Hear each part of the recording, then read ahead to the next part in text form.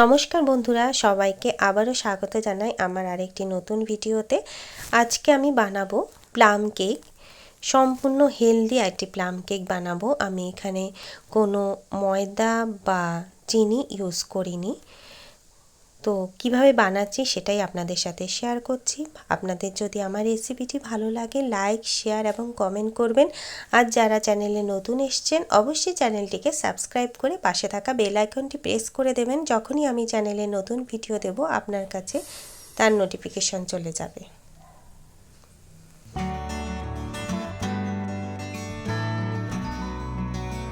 Plum cake বানানোর জন্য প্রথমে কিছু আমি ড্রাই ফ্রুটস নিয়ে নিচ্ছি। কাজু, আমন্ড, খেজুর, চেরি, কিশমিশ নিয়েছি, কালো আর সাদা কিশমিশ।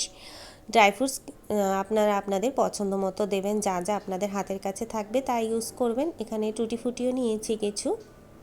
আর এই ড্রাই ফ্রুটসগুলো ছোটো বড় করে কেটে নেব। খুব একটা সমান করে কাটার দরকার নেই। আর কতটা পরিমাণে ইউজ করবেন সেটা আপনাদের পছন্দ মতোই করবেন। কমও করতে পারেন, বেশিও করতে পারেন। আমি এখানে 1 কাপ মতো ড্রাই ফ্রুটস কেটে নিয়েছি। এটা আমি দুটো কেকে ইউজ করব। ড্রাই ফ্রুটসগুলো এবারে আমি অরেঞ্জ জুসে ভিজিয়ে রাখবো। তার জন্য আমি অরেঞ্জ জুসটা করে নেব। আমি এখানে দুটো অরেঞ্জ নিয়েছি। এই অরেঞ্জগুলো এবার জুস করে নেব। অরেঞ্জগুলো জুস করে এবার ছেঁকে নেব যাতে কোনো প্রকার সিডস না যায়। আর অরেঞ্জ জুসের বদলে আপনারা বাজারে যে বাড়িতে যদি অরেঞ্জ জুস না করতে পারেন, বাইরে যে অরেঞ্জ জুস পাওয়া যায় বা মিক্সড ফ্রুট জুস পাওয়া যায় সেটা ইউজ করতে পারেন। আমি অরেঞ্জ জুসে ভিজিয়ে 1 সপ্তাহ রেখে দেব। আপনারা হাতে অতটা সময় না থাকলে আপনারা একদিন অন্তত রাখার চেষ্টা করবেন। আর যদি তাও না হয় তাহলে অরেঞ্জ জুসের মধ্যে বা মিক্সড ফ্রুট জুসের মধ্যে এই ড্রাই ফ্রুটসগুলো একটু ফুটিয়ে নেবেন, তারপর ঠান্ডা করে এর মধ্যে ইউজ করবেন। আর কেক বানানোর জন্য প্রথমে যেদিন আমি কেক বানাচ্ছি সেদিন এটা দেখাচ্ছি। এখানে প্রেসার কুকারের হুইসেল আর রাবারটা খুলে নিয়েছি আর ভেতরে একটা স্ট্যান্ড বসিয়ে আমি এটা প্রিহিট করতে দিয়ে দিয়েছি। লো ফ্লেমে প্রিহিট হচ্ছে। আর এদিকে আমি মশলা বানিয়ে নিচ্ছি। এখানে আমি নিয়ে নিচ্ছি 2 টুকরো দালচিনি, 2টো লবঙ্গ, আর নিচ্ছি 2টো এলাচ। এলাচগুলো শুধু দানাটা দেব আমি।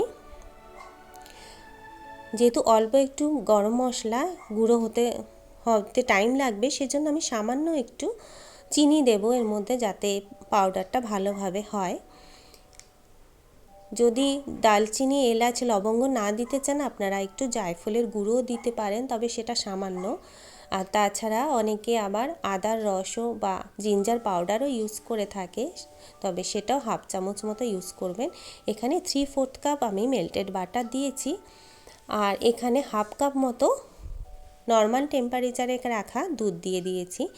এটা এবার মিক্সড করা হচ্ছে।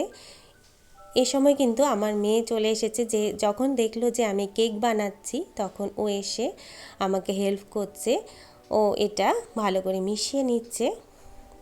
এবার ড্রাই ইনগ্রিডিয়েন্টসগুলো অ্যাড করতে হবে। 1 কাপ আর হাফ কাপ মানে 1.5 কাপ মতো আমি আটা দিলাম। এখানে 3/4 কাপ আমি গুড় ইউজ করলাম। আমি যেহেতু এটা হেলদি কেক বানাবো আমি এখানে কোনো প্রকার চিনি ইউজ করছি না। আর এখানে হাফ কাপ মতো মিল্ক পাউডার দিলাম। যেহেতু এটা আমি আটা দিয়ে বানাচ্ছি সেজন্য মিল্ক পাউডারটা ইউজ করলাম। আর যে মশলাটা বানিয়ে রেখেছিলাম সেটাও দিয়ে দিলাম। এবার ভালো করে আমি ছাঁকনি দিয়ে ছেঁকে নেব যাতে কোনো প্রকার দানা মিক্সচারের মধ্যে মিক্সটাতে না যায় আর কি, সেজন্য ভালো করে এটা চেলে নেব। কেক বানানোর জন্য এটা কিন্তু মাস্ট। তারপরে আমি যে ড্রাই ফ্রুটসগুলো অরেঞ্জ জুসে ভিজিয়ে রেখেছিলাম 1 সপ্তাহ আগে সেগুলো এবার দিয়ে দেব। আমি এখানে 4 চামচ ইউজ করছি। আপনারা আপনাদের পছন্দ মতো যতটা ইউজ করবেন ততটাই দেবেন মিক্সড ফ্রুট। আমি এখানে একটু পেঠা বা যেটাকে চাল কুমড়ার মোরব্বা বলে সেটা ইউজ করছি। একটু কেটে ছোট ছোট করে দিয়ে দিলাম। এবার ভালো করে মিক্সড করা হচ্ছে ভালো করে।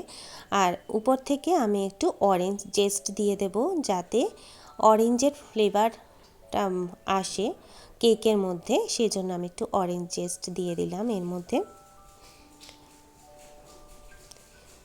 তারপর এখানে একটু 1 চামচ মতো বেকিং পাউডার দেয়া হচ্ছে, হাফ চামচ বেকিং সোডা, আর এটাকে অ্যাক্টিভেট করার জন্য আমি হাফ চামচ মতো ভিনিগার ইউজ করছি। ভিনিগারের বদলে আপনারা কিন্তু লেমন জুসও ইউজ করতে পারেন। এবার কিন্তু বেশিক্ষণ ওয়েট করব না, সাথে সাথে এটা মিশিয়ে কিন্তু কেক ব্যাটারে কেক মোল্ডে আমি ঢেলে দেব। এটা দিয়ে বেশিক্ষণ রাখা যাবে না। এবার কেক মোল্ডটা আমার রেডি করা আছে। দেখুন এখানে একটু বাটার ব্রাশ করে আমি একটু উপর থেকে আটা ছড়িয়ে দিয়েছি, আর তারপর আমি একটা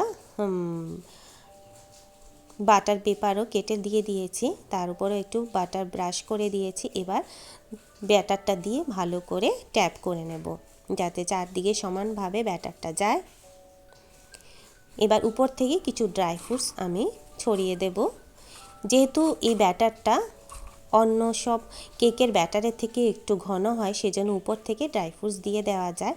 আর অন্য কেকের ব্যাটারগুলো একটু পাতলা মতো হয়, সেজন্য একটু বেক হলে তারপর ওর মধ্যে ড্রাই ফ্রুটসগুলো দিলে ভালো। এবার প্রেসার কুকারের মধ্যে আমি এবার এটা বসিয়ে দেব, কেকটা হতে দেব।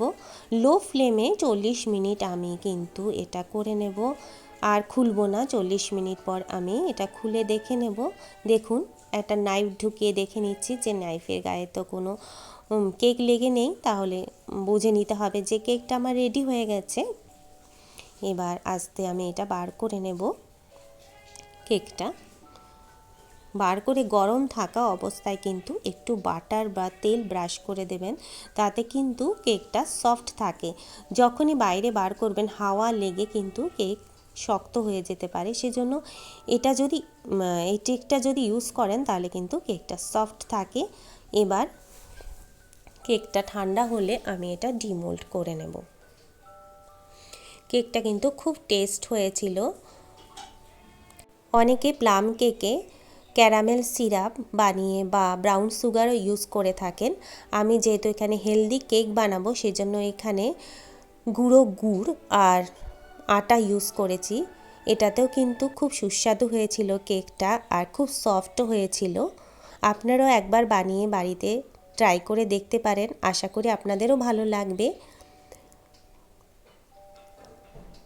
আর গুড় না থাকলে আপনারা গুড়টাকে একটু সিরাপ বানিয়েও এই ব্যাটারে মিশিয়ে, কেকের ব্যাটারে মিশিয়ে ইউজ করতে পারেন। তাহলে এই রেসিপিটি আপনাদের কেমন লাগলো অবশ্যই আমাকে কমেন্ট বক্সে জানাবেন। ভালো লাগলে অবশ্যই লাইক করে দেবেন, আর বন্ধু এবং পরিজনদের সাথে শেয়ার করবেন। সবাই ভালো থাকবেন, সুস্থ থাকবেন। চলে আসবো নতুন আবার কোনো একটি ভিডিও নিয়ে। Thank you.